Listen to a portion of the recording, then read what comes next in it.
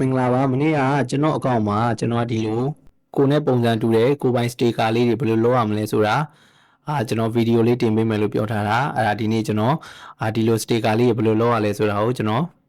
ဗီဒီယိုလေးနဲ့ရှင်းပြပေးပါမယ်လိုက်လုပ်ကြည့်ပါကျွန်တော်ဒီမှာတော့ကျွန်တော်ကွန်ပျူတာလေးနဲ့လုပ်ပြမှာဖြစ်ပါတယ်ဒါပေမဲ့ဖုန်းမှာလည်းဒိုနီ၎င်းလိုက်လို့ရပါတယ်ဒါဆိုရင်ကျွန်တော်တို့ဒီလိုကိုပိုင်စတေကာလေးထုတ်ဖို့အတွက်ပထမဆုံးအနေနဲ့ကျွန်တော်တို့Gemini ကိုသွားရမယ်ဒါဆိုရင်တော့ဒါကျွန်တော် Gemini မှာဒီကိုပိုင်စတေကာလေးတစ်ခုစပြီးထုတ်မှာဖြစ်ပါတယ်ဒါဆိုကျွန်တော်ပုံထုတ်မှာဆိုတော့အရင်ဆုံးကျွန်တော်က create image ဆိုတာကိုနှိပ်ရမယ် create image ကိုနှိပ်ထားမယ်နှိပ်ထားပြီးရင်ကျွန်တော်တို့ဖုန်းထဲကနေပြီးတော့ကျွန်တော်တို့ selfie ပုံပေါ့နော်ကိုမျက်နှာ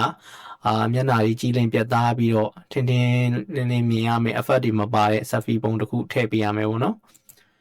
ဒါဒီမှာဆိုရင်ကျွန်တော်တပုံထည့်ပေးလိုက်မယ်ဒီပုံလေးရွေးလိုက်မယ်ရွေးပြီးသွားပြီဆိုရင်ကျွန်တော်တို့ prompt ထည့်ရမယ်ပေါ့နော် prompt ထည့်မယ်ဆိုရင်ကျွန်တော်ဒီမှာကျွန်တော်ပို့ပေးထားတဲ့ဒီအပေါ်ဆုံးက prompt လေးထည့်ရမယ်ဒီ prompt လေးမရှိသေးဘူးဆိုရင်ကျွန်တော်ရဲ့ chat box မှာလာတောင်းလို့ရတယ်ပေါ့နော်ဒီ prompt လေးထည့်ပေးမယ်ပြီးတော့ဒါလေးပြီးရင်ကျွန်တော်တို့ဒီမှာ create image ကလည်းရွေးပြီးသားပြီဒီဘက်မှာကျွန်တော်က pro ဝယ်ထားတဲ့ pro account ဖြစ်နေတဲ့အတွက်ပေါ့နော်ဒီမှာကျွန်တော်တို့ pro နဲ့ထုတ်မလားဒီ first နဲ့ထုတ်မလားရွေးလို့ရတယ်တကယ်လို့ pro ကိုက pro မဟုတ်ဘူးဆိုရင်တော့ first နဲ့ပဲထုတ်ပေါ့နော်အဲ့ဆိုလို့ရှိရင်တကယ်လို့ pro နဲ့ထုတ်မယ်ဆိုရင်လည်းရတယ်ကျွန်တော်ကတော့ pro နဲ့ထုတ်လိုက်မယ်တကယ်လို့ Gemini pro account တနည်းစာ account တွေလိုချင်နေဆိုရင်ကျွန်တော်စီမှာဝယ်လို့ရတယ်ပေါ့နော်ဈေးသက်သက်နဲ့ဝယ်လို့ရပါတယ်ကဲဒါဆိုရင်တော့ကျွန်တော် pro နဲ့ထည့်ပြီးသွားပြီကိုယ့်ရဲ့ selfie ပုံတစ်ခုလည်းထည့်ပြီးသွားပြီဆိုရင်ကျွန်တော်ဒီ sticker လေးတစ်ခုစပြီးလုပ်ကြည့်လိုက်မယ်ပေါ့နော် pro ကတော့သူကလောက်ရတာနည်းနည်းကြာတယ်နည်းနည်းတော့စောင့်ပေးရတယ်ပေါ့နော်1မိနစ်2မိနစ်လောက်တော့စောင့်ပေးရတယ်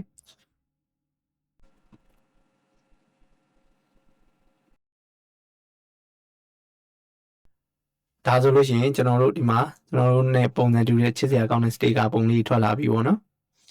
ဒီလိုမျိုးကိုပိုင် sticker လေးထွက်လာပြီဆိုလို့ရှိရင်ဒီမှာစာလေးတွေကအင်္ဂလိပ်လိုလေးဖြစ်နေပါတော့အဲ့အင်္ဂလိပ်လိုဖြစ်နေတာလေးကိုကျွန်တော်တို့မြန်မာလိုလေးတွေပြန်ပြောင်းခိုင်းမယ်အဲ့ဒီတော့ကြောင့်ကျွန်တော်လွယ်ပါတယ်ဒီမှာပုံတွေကအင်္ဂလိပ်စာတွေကိုမြန်မာလိုပြန်ပြောင်းပေးပါဆိုပြီးတော့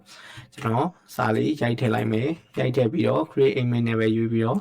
ဒါလေးကိုတစ်ချက်နှိပ်လိုက်မယ်နှိပ်ပြီးတော့ကျွန်တော်ခဏလောက်စောင့်ပြီးလိုက်ရင်ပုံတွေကအင်္ဂလိပ်စာနေရာလေးတွေမှာမြန်မာလိုလေးပြောင်းသွားမှာဖြစ်ပါတယ်ကဲဒီမှာကျွန်တော်နည်းနည်းရေးလိုက်မယ်နော်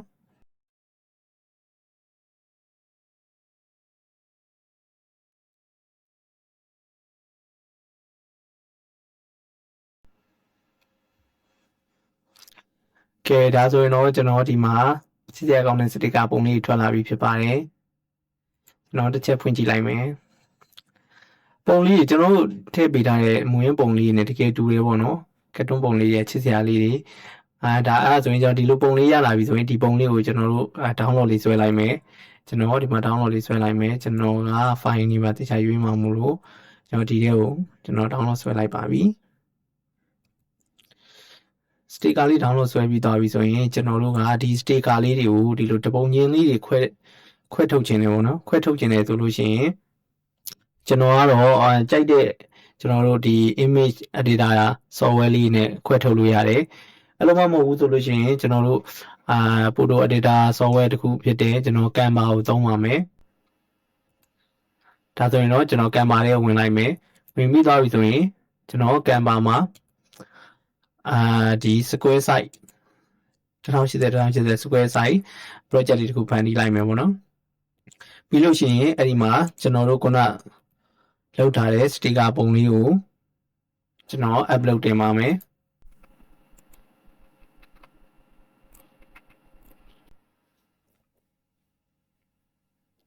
ကျွန်တော်တို့ upload တင်တာလေးပြည့်သွားပြီဆိုလို့ရှိရင်ကျွန်တော်အဲ့ပုံလေးကိုရွေးလိုက်မယ်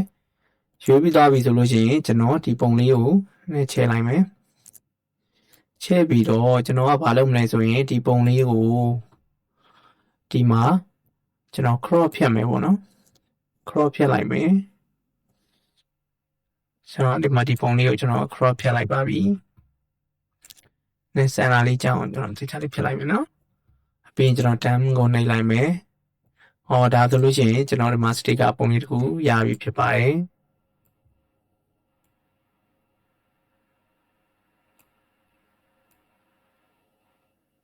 ဒါဆိုရင်တော့ကျွန်တော် sticker ပုံလေးတစ်ခုရပါပြီအဲ့မှာကျွန်တော်တို့ကတစ်ခါတလေဒီနောက်ကပေါ့နော်ဒီလိုမျိုးဒီမှာဒီနောက်ခံနေကျွန်တော်တို့ရဲ့ဒီဘောကစတီကာမှာပါတဲ့ဒီစတီကာပုံမှာပါတဲ့အရောင်တွေကမတူဘူးဆိုလို့ရှိရင်ကျွန်တော်တို့ကဒီစတီကာနေရာလေးပဲလိုချင်တယ်ဆိုလို့ရှိရင်ကျွန်တော်ဒီကနေ remove background remove ဆိုတဲ့ဟာလေးကိုတစ်ချက်နှိပ်လိုက်ပဲပေါ့နော်အဲဒါဆိုသူ့ဘာလို့နောက်ခံ background လေးကိုဖြောက်ပေးတော့မှာဖြစ်ပါတယ်ဒါဆိုရင်တော့ဒီပုံလေးမှာကျွန်တော်နောက်ခံ background လေးတွေကိုသူကဖြောက်ပေးလိုက်ပြီးဖြစ်ပါတယ်ဒါဆိုရင်ကျွန်တော်တို့ PNG အနေနဲ့ပြန်ပြီးတော့ထုတ်လိုက်မယ်ဆိုရင်ဒီ sticker ပုံလေးတည်တံ့ကြီးပဲရမှာဖြစ်ပါတယ်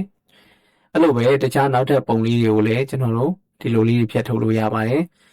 ဒါဆိုရင်တော့ကျွန်တော်ဒီပုံလေးကိုစိတ်လိုက်မယ်နော်